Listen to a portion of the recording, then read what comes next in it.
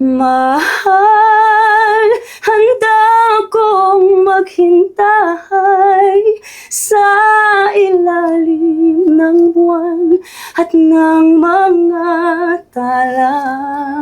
Hindi ka talaga makakasurvive sa business if hindi ka marunong makitungo sa staff mo. I'm curious, like, how are you as a coach? Like, what qualities do you think you possess that make you equipped to be a coach? You know what? I am Italian. Italians are known to be a little bit impatient. Dude, kailan kaya ako magkaka-love life?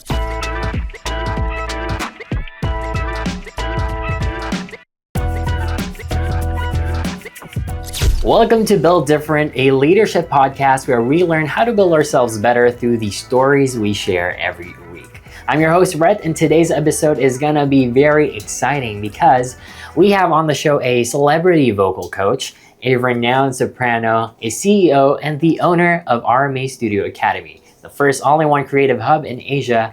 And as a matter of fact, she is also a 5-time ALIA Award winner and 2024 ALIA Awards Hall of Famer. Please welcome Asia's jewel, Miss Jade Riccio. Hi, everyone. Nice to meet you. Nice to see you all meet. Right. It's our first time meeting as well. Yeah, nice to meet you. So it's a pleasure. It's a pleasure as well. I want to know what's been keeping you busy recently. Like, First question. Yeah. I have been preparing for a concert on April 2. I just did a concert last February 6 with the Manila Philharmonic Orchestra. right. And so I've been busy with that, of course, as well as RMA events. We have an upcoming recital on April 12. And as of now, I think we have over 100 recitalists. So yeah, I've been preparing for that, as well as we have a major performance in MOA Arena with Autism Society Philippines in collaboration with RMA Studio Academy. So some of the big names and big celebs will be there to represent RMA as well. And that's going to be on May. So I also have a few concert tours, provincial concert tours on May. So Right. I'll be performing with Maya Entrata, one of my students as well. So pretty much busy with all those things. And yeah, I try to juggle everything all at the same time. That's a lot. Honestly, you're a powerhouse, I guess. Well, you mentioned RMA Studio Academy already. For those viewers who aren't familiar with it, maybe you can share more about its purpose and its story. Actually, RMA Studio Academy started physically just last year. But during the pandemic season, everybody got bored. Everybody most of the people didn't have any work because of what happened. So I got bored, and then some of the people or some of the singers, some of the celebrities inquired if I coach because they also are bored. So as soon as I said yes, we actually went right through it. And then after a few months and after a year, it became big already, but it's all online still. And then when the volume increased of the inquiries and all that, I decided to get more coaches because, of course, I can't be the one teaching everybody. Right. It all started with Erica Raimundo. She's my very first celebrity student. I remember I still did home service. So during the pandemic season, I just went out to go to Ina Raimundo's house just to coach the kids. And then after that, Maya Entrata noticed when we did a guesting and I Want ASAP TV. And then when Erica said, I have a coach, Miss Jade. And then she was like, what do you teach? So she got me as a coach. And then after that, we did a Macambugera together. And, the rest is history. So due to the volume of students, I opted and decided to open this RMA Studio Academy. But it became an all-in-one creative hub because of my experience as well. So what happened was, I was in my room, Right. I was bored again and again. I'm like that. Pag wala akong ginagawa, I really need to do something, right? So I was recording, and then I even asked a sound engineer friend of mine to teach me how to record, because of course it wasn't allowed yet to go out and all that. But of course I had my cheating times na they still went to my place. So nagpaturo ako how to do sound engineering stuff, and then I recorded myself. After that, I videoed myself as well. After that, I sent it to my editor friend for editing. And then I was like thinking, I record, and then I video, and then I post. So I had like a backdrop as well at home. So I did the video there. So I was like thinking, this is like an all-in-one creative hub where you have lessons or where I sing, and then after that I do recordings, and then after recording I do the music video in one space because I had one tiny space, Oh. right? I had to do everything there. So when that idea came about, I was maybe I will try to do something that's related to this, you know. So if it's gonna be big, then thank the Lord. So yeah, that's what I did. And now I think we have, of course, this is an all-in-one creative hub. So we do have music lessons. We do have a recording studio, and we do have this content studio. So we also shoot music videos here and all that. So that's how it started. And now we have over 400 students. Wow. Yeah, I know. And we have 28 coaches at the moment. So, yeah. Congrats. Thank and you the so company's much. still young, diba? Yeah, we started last year. Last year. Oo. First year pala, we just celebrated our first year anniversary this January 20, Okay. 2025. I'm curious, like prior to meeting your celebrity clients, you didn't have any experience in teaching Oh, no, students, no, ba? no, no, I didn't have. But during my college years, I mean, some of my friends would always ask me to help them with their voice, or because I used to do master classes abroad where I actually learn vocal techniques and all that. I would go to Italy or anywhere kasi I'm a scholar at UST. So McDonald's Philippines is actually the one who sila nagpaaral sa akin actually. So I auditioned, and then they got me. So my parents, yung dapat na ipapaaral nila for me, they would just give it to me, and I would use it for master classes abroad because I feel like I really wanted to learn and explore outside the Philippines. So that's what I did. And then yeah, I went back here with all those technique, and I saw my progress as well as some of my close friends, and then they kept asking me, how did you do that? So that's how I started to coach when I was in college, but not like formally. It was just like for fun or helping my friends out who were also singers and performers. I'm curious, like, how are you as a coach? Like, what qualities do you think you possess that make you equipped to be a coach? You know what? I am Italian. Italians are known to be a little bit impatient. But you know what? I am actually a very patient person. So I think more than anything else, you need a lot of patience when coaching. Because of course, people are not robots. They cannot follow instructions right away. You have to find things that works for them. If it doesn't work, you have to find another way of showing them things that, you know, we do physical things, we do all sorts of things just to find the voice and, you know, take it slowly. You're right. Yeah. So you Patient. started out being patient, Yeah. exploring your talents, and then being a student yourself, and then coaching. Yeah. I guess I want to know what flipped the switch and what really pushed you to decide now, okay, I'm a coach, but I also want this to be a business. Yeah, so it's one thing to be passionate about music, and it's one thing to make a business out of your passion. I think it's also the balance of doing this career of mine, like being a performer for the past 15 years. I've been a performer for the past 15 years. So I've also come to realize that as you age, of course, I wouldn't be able to sing forever. So I was like thinking, I need some sort of business that would make me feel happy even if I don't perform anymore. So I thought of, why don't I build a business out of this passion of mine? It's probably the hardest thing I've ever done in my life, if I may be honest. Just like doing everything all at the same time.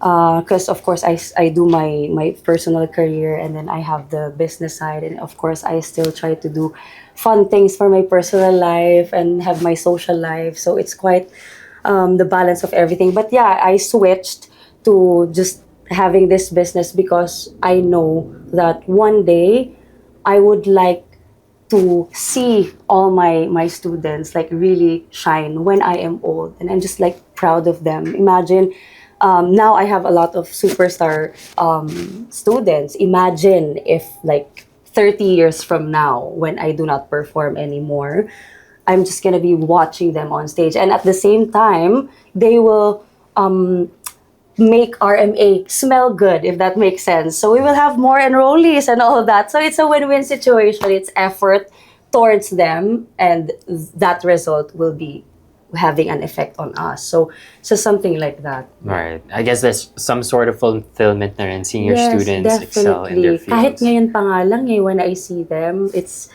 the progress that they have made, because we hold concerts every year, so we only get the creme de la creme for the concert. It happens every November or December, depending on the dates or the year. But yeah, this year it's gonna be November 9. After the recitals, we will be screening and choosing those who will be joining for the November concert. So it's a daily inspiration in RMA. Honestly, it's very tiring, if I may be honest, but the inspiration keeps me going, like seeing how hardworking my team is as well, how creative everyone is. So it's quite challenging, but very fulfilling. Very fulfilling. Yeah, so much. Can you tell me about some of the success stories that you've had here? Like people who've become very notable because of their stories or their journey? Of course, Erica Raimundo. Erica Raimundo is my first celeb student. She is now in Berklee College of Music in Boston. Oh, wow. Yeah. Maymay Entrata, we recorded a Macabugera along with, ABS-CBN and sila Sir Rox, Sir Jonathan. We recorded a Macabugera together. And then, of course, now she's doing an international career. And of course, the success of Amacabugera really put RMA as well on a pedestal. Atasha Mulak, she just released an original song. She also did a concert, her very first public performance in MOA Arena. Pepe Herrera is also one of my students. Now he's doing a lot of concerts. Now before, people didn't know that he sings. Yeah, I did. Because he's a comedian. Yeah. But hear him out. Look him up. He is a great singer. So he does movies, but now he's also focusing on the singing stuff. Michelle D, from not being able to sing at all, we just recorded her original song last month, Reina. So it's now out on Spotify. I can go on and on. There really are a lot of students who showed excellence because of hard work. Zia Dantes, the daughter of Marian Rivera, that one really put us as well on a pedestal because RMA became viral after that because of the concert that we did, and she really excelled in that song, and everybody just saw how much potential she has, which I really admire from people because talagang pag narinig mo yung tao, I already knew the first time I heard her that she was gonna be special, and then I wasn't wrong. When the people heard her, talaga nag-viral pa nga because they were like really impressed. Scarlett Bello is also my student, from being a shy girl, like not performing at all, not singing at all, to facing the public and performing with an orchestra, because I do the concert with an orchestra every year, so that the students are continuously inspired. Now imagine performing with an orchestra behind you live, and it's just an academy concert. I think I haven't met anyone who has done that. So I think it also takes a special kind of patience and heart. So that's what I'm very proud of. Right. Iba talaga ang fruits of the RMA Studio. I'm also curious though, do you believe that there are people who, because you mentioned Michelle D wasn't much of a singer before, sometimes the kids or the students are a bit shy. Do you think that there are unteachable students, or is that not something? The only unteachable students are those who are lazy. Pag may mga lazy akong estudyante, yun lang pala. If I have lazy students, I really cut them off. Kasi I am very hardworking. So if you are not, then it's just, wasting each other's time. So I just coach those who really want to have a career in music. And I believe everybody is teachable. technique is very much teachable, and Right. you can be a singer and you can sing even if you don't have any background, or even if wala ka sa tono. May mga estudyante na ako wala sa tono before, pero ngayon I can't believe na their growth is quite insane. Na pati ako, sometimes they would do lessons, and pag may narinig ako na, wow, oh my gosh, insane na yung progress. It inspires me as well. So that's why nakakapagod mag-coach, ha. Nakakapagod talaga. Imagine sometimes I would coach in the morning, and then I would do my glam during lunchtime while eating, and then I would do a guesting in the afternoon, and then in the evening I have to do a meeting with the heads, with my RMA heads. So just to sort out everything, make sure everything is in line, and then after that I have to meet with my manager. So it's quite a lot. So if I wasn't hardworking, I think I wouldn't be able to do all of these things. Yeah. Okay. Hard work is really at the Yeah. center of your purpose. There. Yeah. You talked about having all of these meetings and taking care of your staff. How big is the company now? Like, how many people do you manage? Now we have over 400 students. I think it's almost like 500 now. And we have almost 50 staff and Staff. coaches. So 50s, including the coaches as Yes.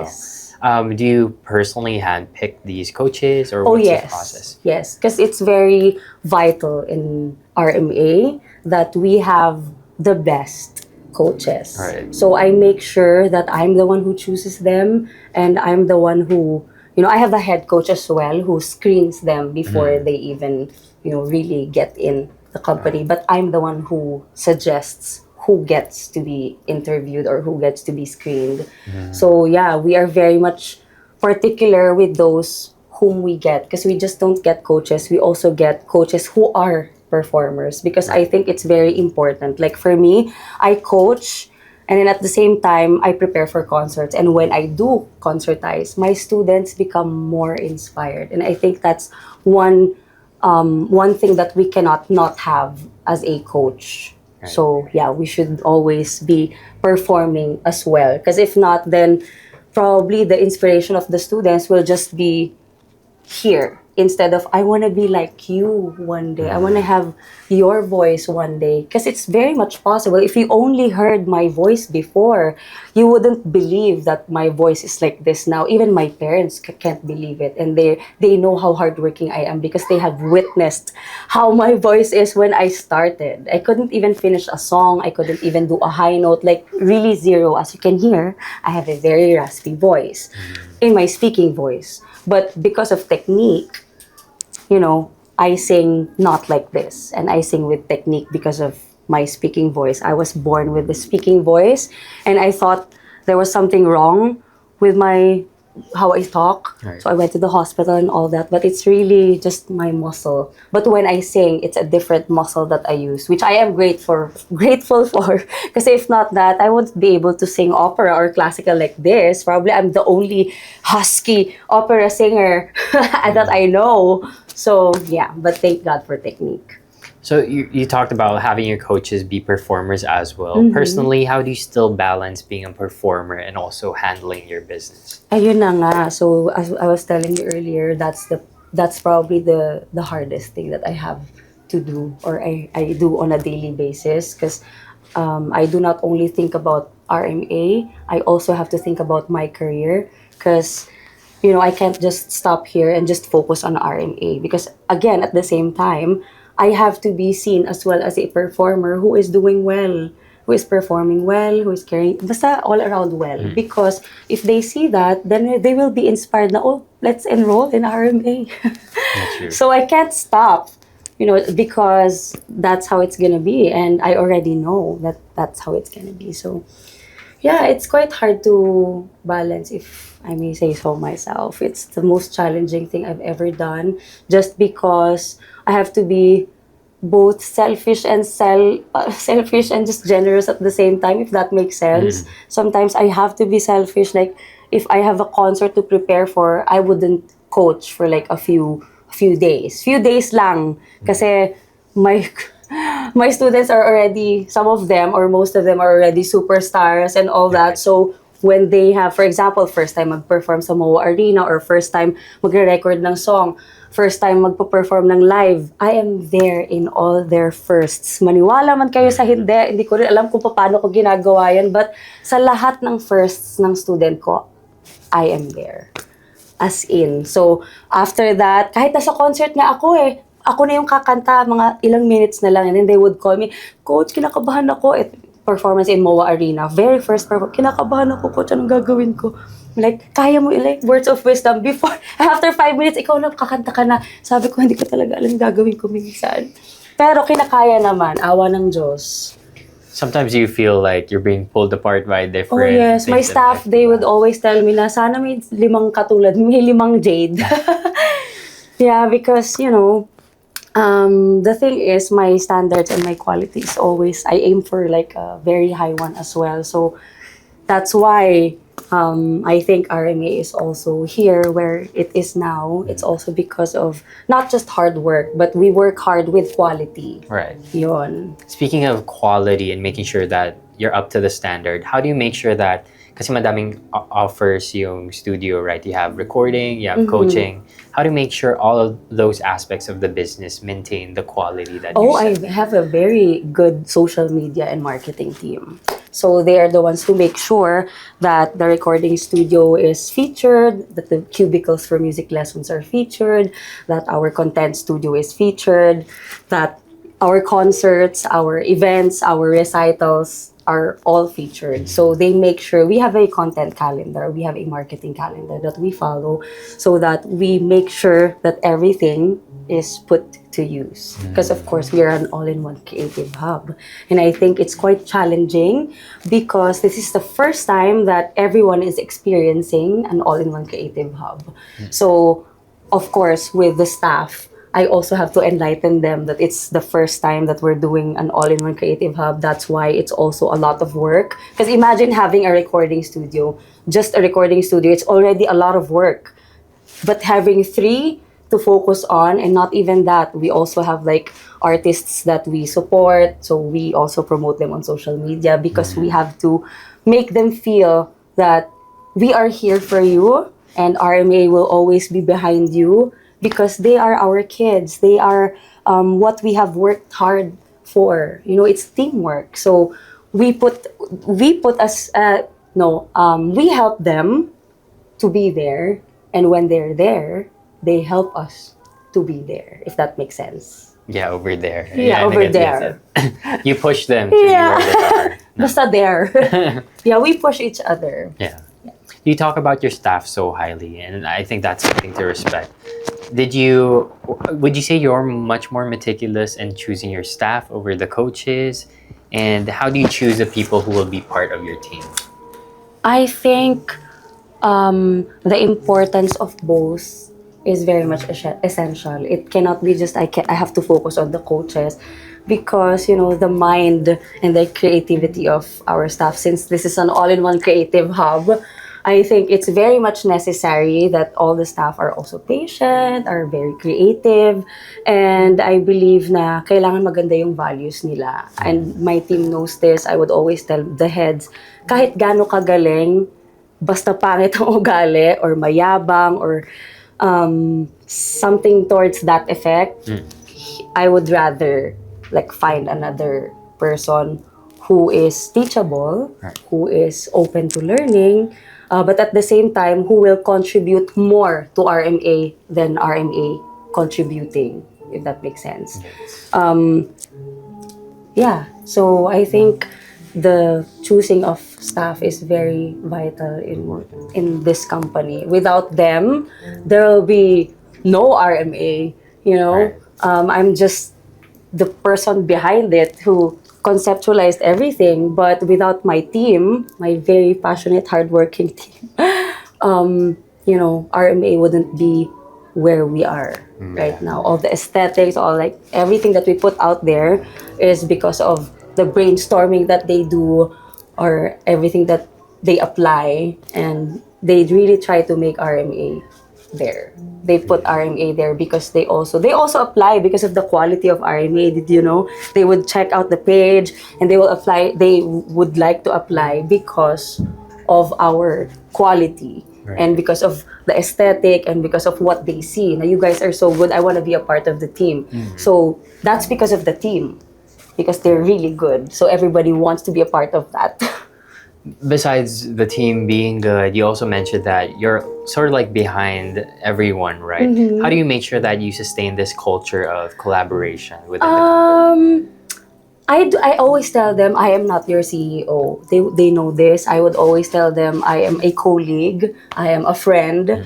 I do not treat anyone na I'm your boss or anything to that effect. I believe that I'm also a colleague in this RMA Studio Academy, and I try to hang out with them as well. I think it's very important as well that you get to know your staff. It's just not making utos. I lead by example. If I ask them for something, I would also do it. And then I will tell them, eto, ganito, ganyan. But I would also do it so that they can see. I'm not the type of person na gawin mo to, gawin mo yan, and then I wouldn't do anything. I would lead by example and then tell you next time, hopefully we can do it this way or that way. Or what do you think can be done better? Because of course, if it's a collaboration, I think it's the best ever. Collaboration is the way to go because you are gonna learn from each other. So I think I learn so much from my staff as well as they learn from me. So, yeah. So it's really about being a perfect example for your staff. Like, wag kang all talk. You have to do the things you say. Exactly, oo. I'm curious Wala to know. Hindi ka hindi ka talaga for me I think the most challenging part is hindi ka talaga makaka-survive sa business if hindi ka marunong makitungo sa staff mo. They will leave.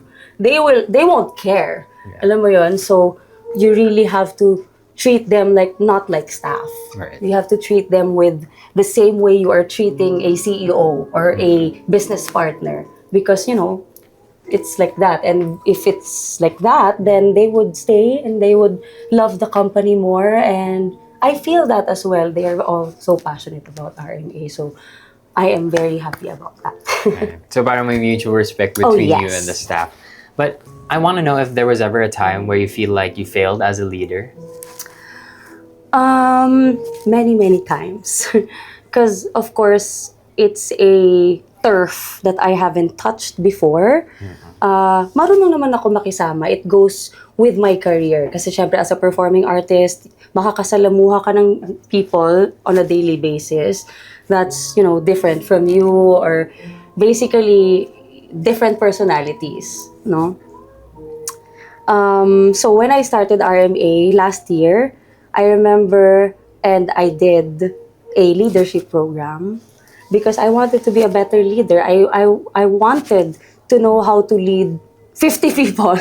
I did every weekend a leadership program, and I think all of the things that I got there are the things that I'm saying now, like makisama ka, values, and all that, lead by example. So I think I also did a lot of those, but at the same time, may mga times na nafe-feel ko na, am I doing this right? Am I doing this properly? Am I too nice? Kasi ang naman sa akin ng mga heads ko, masyado daw akong nice. So minsan, naaabuso. So I had to learn. That's why I wanted to take up leadership programs kasi masyado na ako nagiging barkada. Alam mo yun, kasi of course, it's my first business as well. I don't know how to talk to my staff or ganito ba dapat. But walang dapat. Just talk to them like a normal person. But yun na nga, you have to lead by example. Yun yung pinaka natutunan ko. Yung wag kang utos ng utos. You have to lead by example. I should be an inspiration to them. If I inspire them, they will be inspired to continuously putting RMA there. But if I don't inspire them, wag naman yan, tamad naman yan si then wala na magyayari sa RMA. So I think yun yung challenge for me, yung continuously being an inspiration kahit na pagod na ako minsan. So being inspirational and also putting in the hard work is really important to you as a leader. Would you say that parang RMA is a direct reflection of your leadership style? I think so. How so? I don't know, there's a lot of I mean, we are very organized as well. We have a structured system, and I think I am somehow OC. I'm a Virgo, by the way. We are known perfectionists, so there you go. So yun na yun. And I think in RMA, we strive for that. Like, ang daming materials na na-edit na but hindi ma-approve because of the quality that we need. Pero maganda naman na. Pero hindi eh. We need it like this. It can't be just pwede na to. Hindi tayo pwede mag-Grace Stan Felix, okay na to. Cannot be. Yeah. So for those people who are aspiring to start their own business in this industry, what would be your main advice? Lalim eh, no? I'm gonna say, don't do it. I'm just kidding. Competition lang kayo. Joke. No, I would say, if you really want to do business, do it 100%. Because I'm gonna tell you, it's the hardest thing that you're gonna do in your life. You know, because it's one thing, again, it's one thing to be passionate about something. And it's one thing to do a business. I don't know if you do a business from the passion that you have, or just continue your passion and do a business that's not related to your passion, if that makes sense. Like, I wouldn't imagine having a beauty clinic, you know. That's why I have an all-in-one creative hub, because I've been a performer. I am a performer for the past 15 years. So it's also the experience. So yeah, if you have something that you have been deeply passionate about, and you think, and you've been there for more than 10 years, then I think that's enough experience for you to explore if you can actually make a business out of your passion, or just do a business and then do your passion on the side, or do your passion on the side, make money from it, and then do your business. Depends on you. But you have to be strong, you have to be brave, you have to be patient, you have to be understanding, kailangan marunong ka makisama, lahat na, because you are dealing with hundreds and thousands of people every year. So yeah, it's constantly adjusting, evolving, growing, and all that.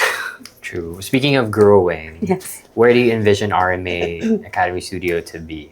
Oh, we are actually already expanding. So we have the ground floor in the works already, and we open June, hopefully just in time for summer class. So this is the second floor. So it's just downstairs, the ground floor. And then we already opened in BGC, in front of BGC Shangri-La. And it's only for group classes. So it's for Neo building on the 12th floor. So, and then after that, of course, this is like a four-story building ba? Or three, I'm not so sure.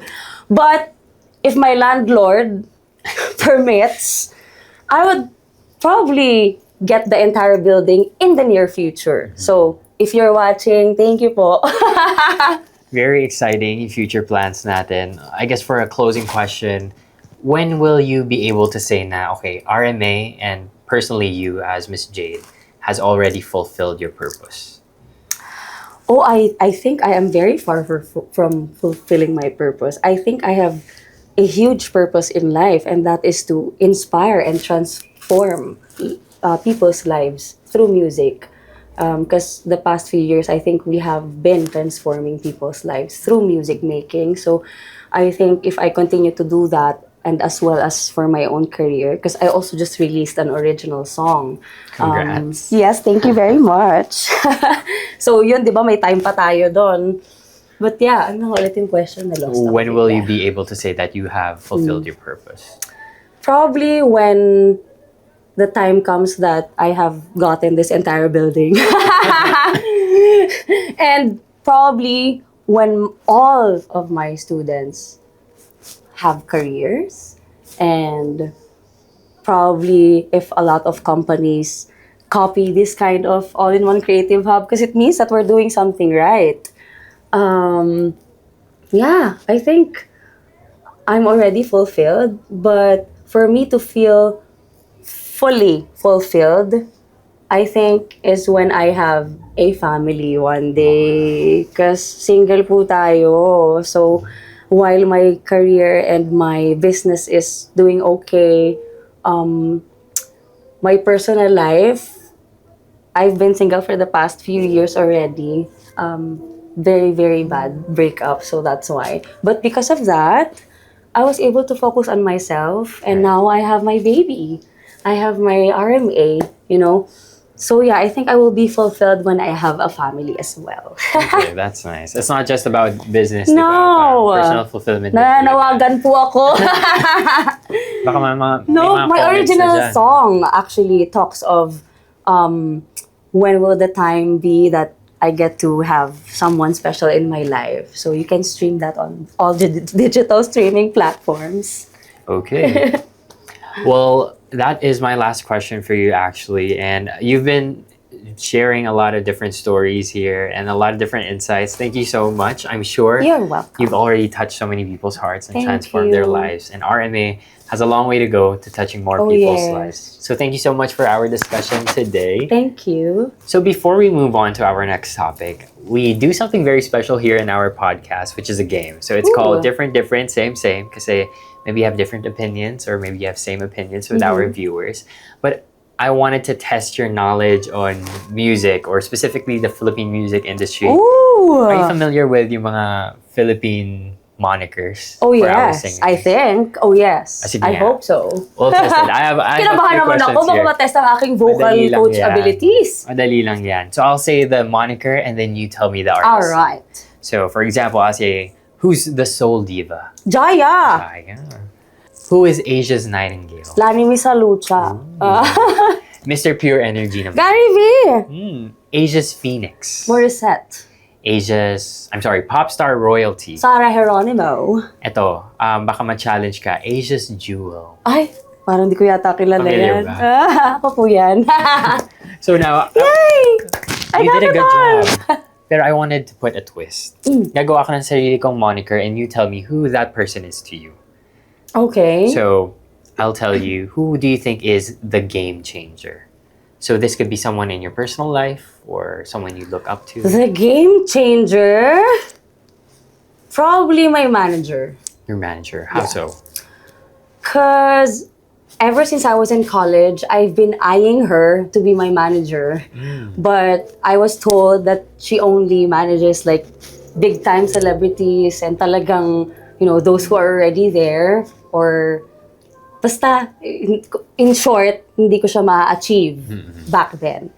So, as of last year, I would like to announce that she was already my manager. And I think that's one of the biggest gifts I also have and received. So, yeah, si Boss G. Rhodes, maraming salamat po. Na-manifest mo talaga yun. Na-manifest ko talaga. That's so cool. Umiyak pa nga ako nung nakuha ko siya and I even told her, sabi ko, boss, ang tagal ko tong pinagdasal. So now, yon, I think game changer siya for me kasi siya yung nagpapasok sa akin ngayon sa mainstream and siya talaga yung naglalakad ng everything. And it's a very good teamwork kasi she loves how hardworking I am. So isang sabi niya lang sa akin, done. Consider it done, boss. Yon. So game siya changer. talaga game changer kasi somehow he or she changed your life. She changed your life. Oo, she changed my life because now I'm actually penetrating the main industry and the mainstream industry. Not just my classical or opera niche, because of course, classical ako nag-start in opera eh. So, dun yung crowd ko. Pero she made me feel na, hindi, pwede yan mainstream. We're gonna find a way to put it out there. And, you know, as well as me being a vocal celebrity coach, I think that helped a lot as well. Yeah. Okay. Another moniker I have for you. Oh! Asia's most inspirational. Asia's most inspirational. Kahit sino to? Oh, kahit hindi naman sa Asia actually. Ginaya ko lang yung Asia Songbird. Teka muna, most inspirational. Ang dami kasi. My goodness gracious. I'm just inspired by everything, you know. And it's also hard to consistently be inspired. Probably, sorry, Lani Misalucha, babalik ako sa kanya kasi she was the reason why I really wanted to sing. Kasi she started as a she also did classical training. Alright. So I was asking my teacher before, grabe yung boses ni Miss Lani. As in, I would try to imitate her before. Talaga sabi ko, hindi ko magaya to, hindi ko talaga kaya. So that's why I wanted to learn how to sing. Because I wanted to be like her. So that's why I also want to be a great singer and performer. Because my students, I would love to hear my students say, I want to be like you, coach. Which I have received. So thank you. Is that one of the sweetest comments you've Oh received? yes, coach, I want to be like you. Talaga minsan iyak pa ako. Ika lang ha. Trabaho lang pa ako. Sweet naman. Okay, another one. The daring dark horse. Someone to look out for. Or parang tingin mo is underrated. Oh, actually, yan ang wala ako. Wala ka. Wala akong, hindi, I just don't see anyone as a competition. I don't look at other people. I just focus on myself. Right. Yun. Wala akong kino-consider na competition ko or I mean it's cliche but I really don't compare myself to other people or my company or it's just we do our standards. I do my standards and quality of coaching, learning, performing, everything.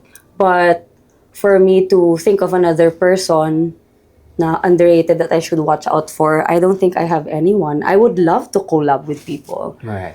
Oo. Wala akong maisip talaga. Okay, that's good. Sometimes focusing on your personal path din kasi Oo, talaga eh. leads to more fulfilling growth. Yeah, it's nice to know who your competitors are or who can be I don't know, yung threat ba? Hindi naman. Actually, hindi man threat. More on like parang who do you think has like a big potential or parang someone you think should be given more spotlight? Okay. Then that's it. Sorry, I didn't understand. Go ahead. Nako, madami akong students na ganyan. I have probably 2 to 3 particular students na I'm training them really, really hard. They're young. And I believe that when people hear them, bababaliw sila lahat. And minsan nga, tinatanong na nila ako kung nagmamanage ako eh. But probably when I'm older, I'll get there. And I'm little by little doing it already, actually. Because I have students whom I book for events or sometimes we perform together. So yun pa, pag may mga students akong ready na rin mag-perform, I usually get them to perform with me because the stage is the best teacher. That's the first time I've ever heard that. Really? Oh, we have a sticker. I made it. Okay. We have a sticker that says the stage is the best teacher. But yeah, I've always lived like that. Whenever I'm on stage, I would learn things that I wouldn't learn outside the stage. The stage is very scary. Puts you on the spot. It puts you on. That's why we hold recitals and a concert every year because I believe na whatever we do here when they apply on stage, it will always be different. So yeah. Okay, the last moniker naman, Mr. or Miss Ideal Leader. Ideal leader. Wala akong maisip. Is there someone you think is a good leader that you try to emulate in terms of your leadership style? Probably my dad. We have a resort and restaurant in Palawan. I'm from Palawan, Puerto Princesa, born and raised. I just went to Manila to study. My dad, I think my dad has been my greatest mentor when it comes to business. He has taught me how to interact with staff, how to treat them like family, how to not make them feel that they're staff, how to not make them feel that I'm CEO, makinig kayo sa akin. They will know. They know. So the more that you show them that you are leading by example, then the more they will respect you. And my dad always tells me that, like, for example, Christmas party ng RMA, make sure that you have TV, make sure that you have all these things for giveaways or tawag dyan, bunutan, raffle. I make sure I spoil everyone. So we have gadgets, we have recording materials, we have TV, we have all home appliances because at the end of the day, they have worked so hard. So, lagi sinasabi ng dad ko, bigyan mo sila ng reward. Not because you are forced to do so, but because of being grateful. Just being grateful for them because they will put you and your business on a pedestal that you won't be able to do alone. I have the mind for it, but manpower, I need my team. Very true. It's nice to have a mentor so close to your heart. Sobra. Especially if it's your dad. Parang that type of figure helps you Yeah. become more of a leader. Oo. Well, thank you so much for Thank playing you. our game. Thank you. And to our audience, please stay tuned and listen to our messages that we have. Like this week's topic, spread the word by using our hashtag #BuiltDifferent. The Built Different podcast would like to thank Henry's Cameras, Power Mac, Hollyland, U Green Philippines, Kappa Cabina, Surge Digital Media, Madcap Productions, Days Media Group, Jazz Up Communications. Well, thank you so much once again, Miss Jade, for joining us. I hope you enjoyed I talking did. about your life story, and I'm sure the listeners as well really had fun listening to RMA Academy stories, your story, and I'm sure they are more inspired to become leaders in this specific industry. Wait, so you have a song coming out? Yes, I do. Anong title? Kailan kaya? Kailan kaya? Kailan kaya? That's so, my... You the told title. me yung kwento niya is parang about finding Yeah. love. It's really, kailan kaya ako magkaka-love life? It's really that, but just kailan kaya? That's how the song started. I told my friend, my composer friend, dude, kailan kaya ako magkaka-love life? It's like, uy, pwedeng kanta yun ah. Kailan kaya? So, what are the lyrics like? Can you is it okay if you sing a bit? Yeah, I'll Like do the the chorus part. Okay, sure, please. Mahal, handa kong maghintay sa ilalim ng buwan at ng mga tala. Aking sinta, kailan magtatagpo mga pusong handa ng magmahal ng totoo. Ang panalangin ko, ikaw at ako. Something like that. Yung viewers natin, in-increase yung volume. Started singing. What's your favorite lyric from that song? Kailan kaya mag-meet ang ating dalawang pusong ready ng magmahal? Is it important for you to like have this outlet for your emotions? Yes. I think it's the first time that I'm releasing a song that makes me feel completely naked. People see me as a strong, bubbly girl. Right. But, you know, I also gusto ko rin magpa-baby. Gusto ko rin magpa-alaga. So, this song is really exposing myself na they get to see a soft side of Parang Jade. more Kasi more on vulnerable. more on the bubbly, kulit-kulit lang, and then business side, performer side, and always the strong one. But yeah, ano din ako, marupok din ako. Grabe man po. Yeah. I'm sure the viewers will find this song very relatable. Siyempre, yung ganyan kasi it's very close to the heart. Feel free to invite our viewers to listen to your song. Yeah, so please stream on all digital streaming platforms ang aking latest single, Kailan Kaya. Fill in the blanks nyo na rin. Kailan kaya, ... And tag nyo na rin ako, let me know. All right. Thank you. Thank you.